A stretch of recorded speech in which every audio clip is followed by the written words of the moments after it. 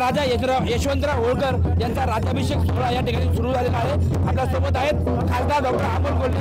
खासदार साहेब, काय सांगाल, महाराजा यशवंतराव होळकर यांचा राज्याभिषेक सोहळा सुरू झालेला आहे। महाराजा यशवंतराव होळकर ही पराक्रमाची एक अद्भुत अशी गाथा आहे आणि त्यांच्या पराक्रमानं भल्या भल्याना देमाय धरणी ठाय करून सोडणारे महाराजा यशवंतराव होळकरांच्या या राज्याभिषेक सोहळ्यामध्ये सामील होता आलं हे मी खरोखर माझं भाग्य समजतो।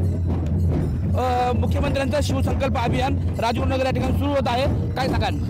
माननीय मुख्यमंत्री महोदयांनी जर शासकीय कार्यक्रम घेतला असता तर अधिक आनंद झाला असता।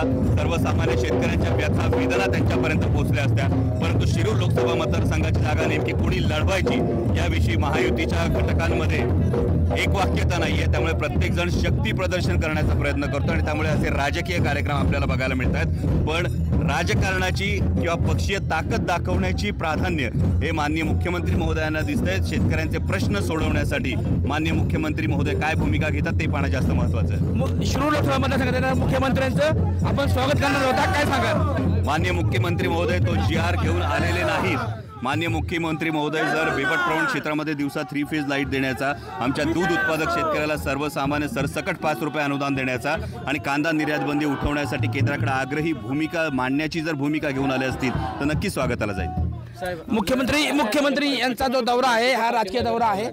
त्यांनी जर शासकीय कार्यक्रम घेतला असता तर मी त्याचं स्वागत केलं असतं, शेतकऱ्यांचे प्रश्न सोडवला असतं तर मी त्याचं स्वागत केलं असतं, असं मत खासदार अमोल कोल्हे यांनी व्यक्त केलं आहे। टाइम्स नाऊ मराठीसाठी सचिन तोडकर, वापगाव, पुणे।